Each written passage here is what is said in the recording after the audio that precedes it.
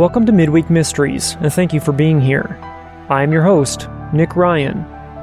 If you're new to the show, Midweek Mysteries is a shorter version of our full-length episodes that air every Sunday, so be sure to come back and check those out as well.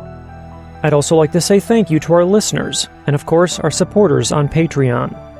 As always, we enjoy giving a personal shout-out to our newest patrons at the beginning of our full-length episodes, so if you're a new patron, be sure to tune in on Sunday. Today's first Midweek Mystery comes to us from Ben. Ben's story is called Mysterious Water Drop. Ben says, I don't know really where to start, but I've experienced some strange phenomena over the years. One being what I've come to call an angel's tear. It took place from the time I was around 8 or 9 until I was about 18. About 3 or more times a year or so, I would experience a single drop of water hit my hand out of nowhere. Now this would only happen when I was indoors, and most of the time when I was alone. Growing up, me and my brother shared a room. We had bunk beds. I would be sitting on the bottom bunk playing video games, and I would feel this water drop hit my hand. It didn't freak me out to the point that I was scared, but I did wonder where it came from and why. It wasn't from an air conditioner vent. I wasn't talking, so it wasn't spittle. I was indoors, so it wasn't rain. It would happen when I was in school, taking tests and riding in the car. I can't explain it. I kept it to myself for a while, and when it would happen multiple times, I finally told my mom about it. She was the one that mentioned it was maybe an angel's tear, just to put a name to it. From what I can remember, nothing good or bad significantly happened shortly thereafter experiencing this water drop. It was just strange. The last time I had it happen was when I was 22. It had been a 4-year span between experiences.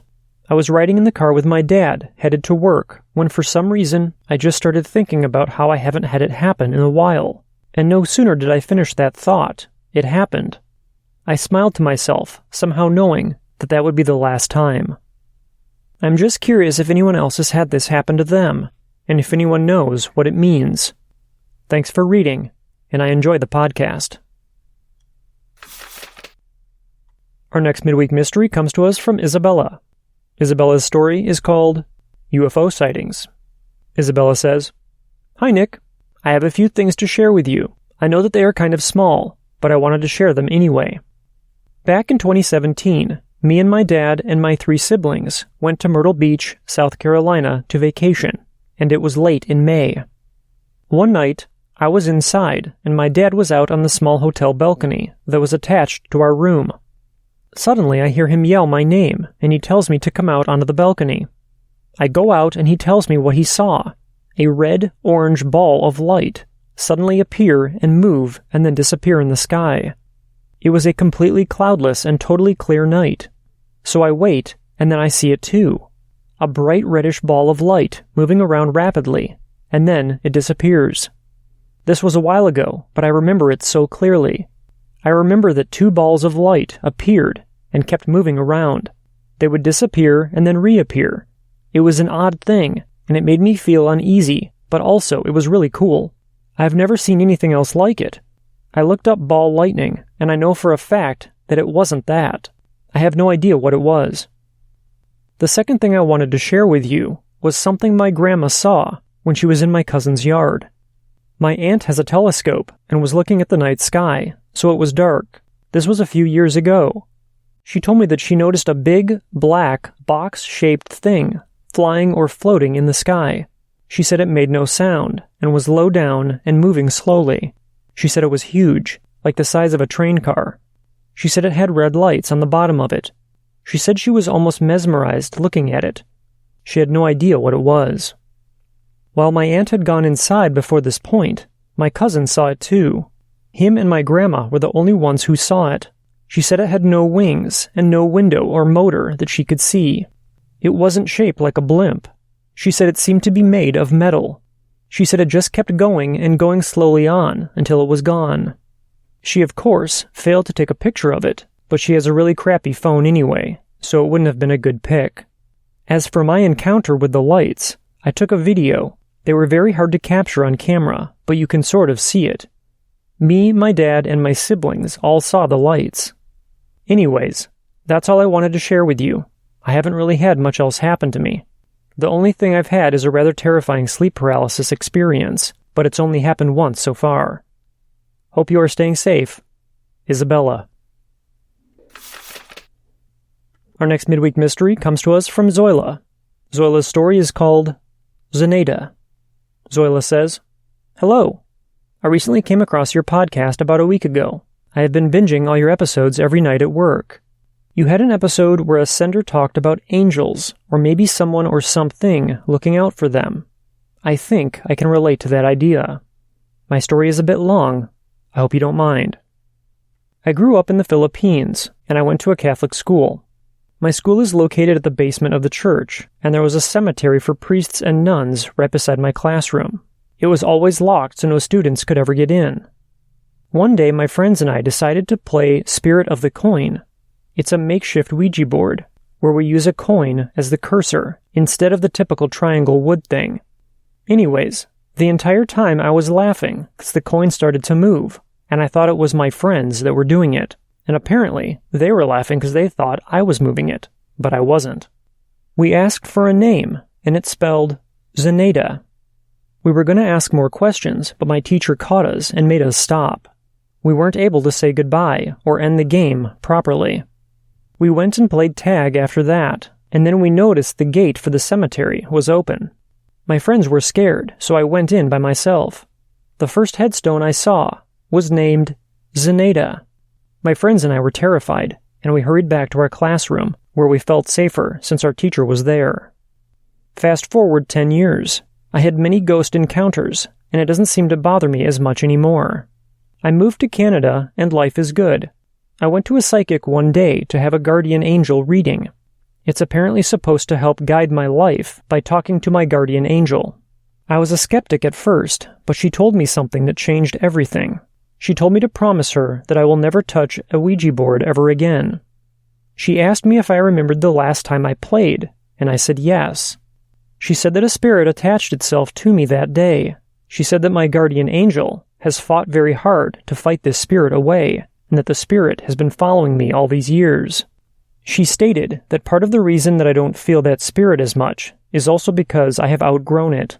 I believed it because there was no way that this psychic would have known this detail about me. I also believed that it was Zenaida that she was referring to. All these years, I knew I was haunted. I still feel that spirit sometimes, but it doesn't bother me anymore. I know I have my angel. I have more stories of paranormal encounters that I'd be willing to share. Let me know if you are interested. Thank you for doing what you do. Zoila. Our next midweek mystery comes to us from Jay. Jay's story is called Ghost Spotted in Church Grounds. Jay says, in 2005, I worked for a milk and dairy produce manufacturer in Dublin, Ireland. I had to deliver to a church built on a burial ground that dates back to the Black Plague. At the rear of the church was a retreat facility, incorporating buildings of different ages, from a 12th century keep to a more modern 5-story monolith consisting of accommodations for the visiting priests and nuns. This is where I delivered the goods. Most days I would deliver very early to try to beat the traffic in the area. So one day I pulled up at 3 a.m. to the side gates of the grounds, big granite pillars, about 7 to 8 feet tall, with wrought iron gates, usually left open. The truck fit through the gates, with about 2 to 3 inches to spare on either side. It was summer, so I had the windows down, no AC. As I'm inching in and glancing at the passenger side mirror, I saw a white mist moving between trees about 20 meters to my left, just inside the boundary wall of the grounds. It was shapeless and appeared to be floating. It then just vanished. Every hair on my body stood up, and fear coursed through me like I've never felt before. I continued into the grounds, dropped my delivery at the door, and hightailed it out of there. The next delivery for there, I called in at daylight. I spoke to the woman who managed the kitchen. They said there's many spirits in the grounds and the building. A monk in an old brown habit is seen and heard walking the corridors day and night when there's no one else around. Battles were won and lost in the surrounding area over the centuries, and many died in the grounds, seeking shelter or treatment. A soldier died resting against a tree, and it's rumored his spirit haunts the grounds. To this day, I wonder if it was him that I saw. Our last midweek mystery of the night comes from Alyssa. Alyssa shared an experience with us in a previous episode regarding a sleep paralysis demon, as well as a trickster spirit, and after I followed up with her, she had this to say. I do agree that the spirit that was in my house years ago was a trickster, and that there is still so much we don't know about sleep paralysis and the entities that people witness during sleep paralysis episodes. I did have a few other encounters with that same spirit that I shared below. So the first experience I shared with you in my first email happened in 2007. That was the only time we heard her voice that year, but fast forward to the spring and summer of 2010, the occurrences became more frequent. One morning when my parents had left for work, I had to drive my sister to school. I was home because I had class only in the afternoons that particular day. I believe it was a Thursday. When I got home, I closed my door and tried to fall back asleep for a bit, since I had the time. The second I hit my head on the pillow, I heard my sister's voice in the hallway say, "Hello?" I sat right up, and a few seconds later, I heard very heavy footsteps walking up our basement stairs. I was on the second floor, but you could hear the basement stairs from the second floor if they were heavy enough. There was no one home, so this absolutely freaked me out. Needless to say, I never fell back asleep. Late that summer, I had another incident overnight when I was sleeping. My sister was sleeping in my room that night because we both had several haunted encounters, so she was scared. I woke up to the sound of her voice calling me by a nickname that she gave me. She was giggling as she called me. I sat up and looked over at her to find that she was fast asleep. Interestingly enough, even after I was up a few seconds and looked over at her, I continued to hear the voice calling my nickname and giggling that now sounded like it was coming from behind the bed and near the window. I somehow fell back asleep a few minutes later, but when I woke up again a few hours later, it was to the sound of a loud clap of thunder. I have a very bad phobia of thunderstorms, even to this day, so I almost felt like this trickster was trying to tell me that a storm was coming, and was probably laughing at me being a college student and still afraid of storms. I find this experience particularly strange, and that it was calling me by a nickname that only my sister would call me. I really thought it was her. My sister also vaguely recalls being home one day and hearing a little girl downstairs in the house, ringing a bell and calling, "Mommy?" in her own voice. She told me that story back when it happened, but today she doesn't remember the incident too well. Those are all my experiences that I had with the trickster spirit. The paralysis dreams this past week were a very eerie connection, and I'm still worried about them potentially being evil. If you do have any thoughts, I'm open and excited to hear them. As always, I'm happy to share other encounters that I've had. I mostly have a lot of paranormal experiences in the realm of prophetic dreams, sleep paralysis, and visitations from deceased relatives. Thank you again for taking the time to read my encounters. I wish you much success and good health. Best, Alyssa. As we come to the end of this edition of Midweek Mysteries, I'd like to say thank you to all of you for tuning in and supporting the podcast, and a special thank you to Ben, Isabella, Zoila, Jay, and Alyssa for writing in and sharing their experiences with all of us. Until next time, I hope you all have a safe and healthy rest of the week, and we'll see you back here on Sunday for our next full-length episode. If you or someone that you know has witnessed something unexplainable, and you'd like to have your story shared on the podcast, please contact me at paranormalmysteriespodcast@gmail.com or visit paranormalmysteriespodcast.com and click on the Tell Your Story link.